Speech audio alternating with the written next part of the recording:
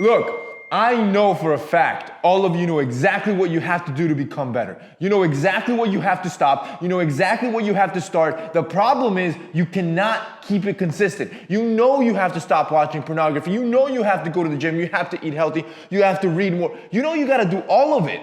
You just don't know how to make it a habit and stick with it, and that's what I'm gonna help you do today. Starting with the easiest thing that you can do, which is replacing that bad habit with an equally good habit that has an equal amount of dopamine reward. Let me explain, that was a long one. But basically, what I found, so for example, let's say you have a severe porn addiction. Like, bro, you're watching that thing 6-7 times a day, you can't hop off. The dopamine reward you're getting from porn is gonna be very hard to emulate, but the closest thing you're ever gonna get is the rush of talking to a real girl. Look, if you've never had a real girl, or let's say you've only had 1 or 2 girlfriends in the past, the reason why you're so stuck on porn is because it's easy to you, right? It's much easier than going and talking to a girl, you don't wanna get rejected, etc. But I promise you, the adrenaline and dopamine reward you feel once you approach a girl and get that number is very similar to that. And then the adrenaline and dopamine reward plus love you feel as you build that relationship with that girl tends to overpower the pornography addiction. You could do this across the board. You could do this with video games, right? Like if you're addicted to video games and that's your bad habit, try some sort of challenge-based sport. It could be like fighting, it could be like an actual real sport, it could even be the gym. And you're gonna treat it like a video game with levels, right? When you go to the gym, right, your first bench press max would be 135, then it's 225, then it's 315, and each level gets increasingly harder. You'll have to put in more effort, more work. Again, the point is you find your bad habit and find an equally good habit that has a similar reward system that once you accomplish it, you can replace that dopamine need with something positive. 2, stop microdosing estrogen. The reason why you can't be determined, you have no motivation, and you suck at staying consistent is because your testosterone levels are low and you have high levels of estrogen.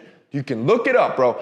Everything you consume, especially grooming products that you put on top, your deodorant, your body wash, etc., has microplastics, parabens, and other estrogen-like compounds that simulate estrogen in the body, stop testosterone production, and that's what makes you fat and lazy and without motivation of wanting to take on the world. If you want to get competitive, you have to stop microdosing estrogen. And that's what I work so hard on, bro. Our Heat Grooming Shower Bundle dropping this Saturday at 10 a.m. Eastern, basically tomorrow. We're dropping a bundle that rids of all dangerous chemicals and compounds like that to make sure that everything you're putting on your body doesn't hurt you. And we didn't even stop there. See, this is co-designed with a creator named Billy. You've probably seen her on TikTok. She's a G. She's always helping you out, talking about masculinity, etc. And she wanted to make sure that we didn't only avoid you lowering your testosterone, but instead help your body support producing as much testosterone as possible. And to do that, all our ingredients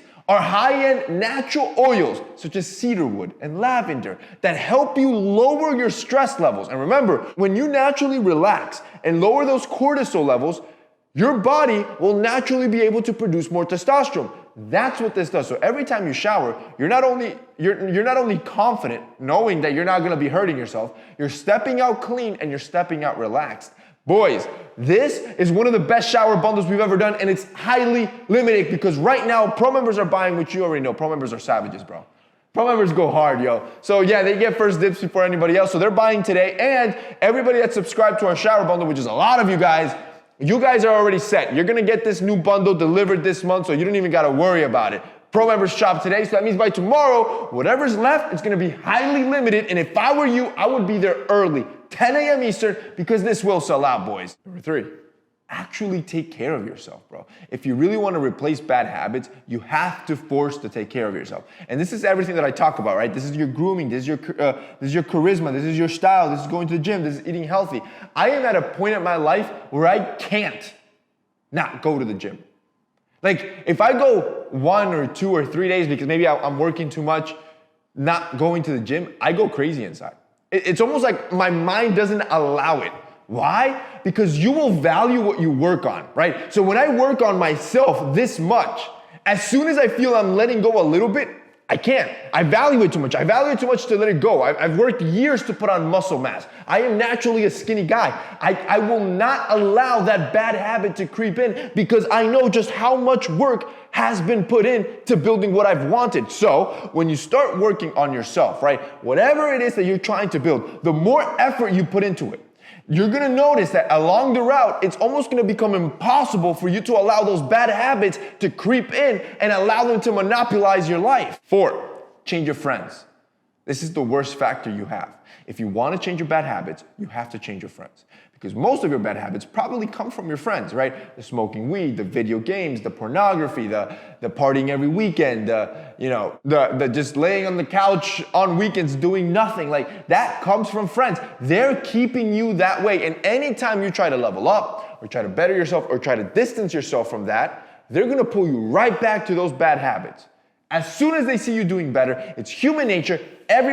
Nobody likes seeing somebody else doing better than them. So they'll bring you back naturally and you're gonna fall every single time because they're your friends, right? They're looking out for you. No, they're not. They're not, right? Do an analysis on your friends. If you can't handpick any of them out and say, yo, these guys live disciplined lives. They're hungry. They're working. They're always learning. They're consistent. If you can't say that about any of your friends, you know what the answer is. And finally, number 5, you should indulge in the difficulty. I've gotten to a point now where you should almost bask, almost a little masochist, when you feel things are really hard. You should fall in love with it almost. I told you recently I started running, right? I feel like running is my best, and obviously David Goggins was a huge inspiration to that. And the reason why I started it because I realized I was truly being a little like, it got to a point where I've always hated running. I knew it was my weakness. My cardio is garbage, so I never did it. And a mile to me seemed forever, right? So one day I woke up and I said, F that. Let's go for 5 miles. Let's go for 7. And now we're doing 20 miles. And now I actually look to make it as hard as possible. I want it to be as cold as possible. I want it to be early. I want it to be as hot as possible just to make it really uncomfortable. And then when I'm really struggling, where I hate every second of it, it's almost like I start laughing inside when I start hearing myself talk like a little and I'm like, yo, this is how it's supposed to be, right? And that's only 3 to 4 hours of pain, but it should be a parallel to what life will look like. Like when life gets really hard, whether it's with work, with bets, with personal life, with family, you should bask a little bit in that.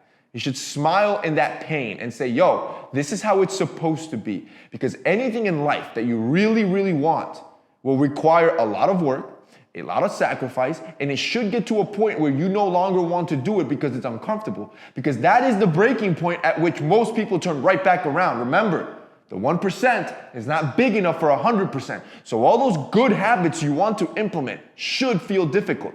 It should feel uncomfortable. It should feel like you do not want to do it anymore. And when you feel that, that's when you should smile.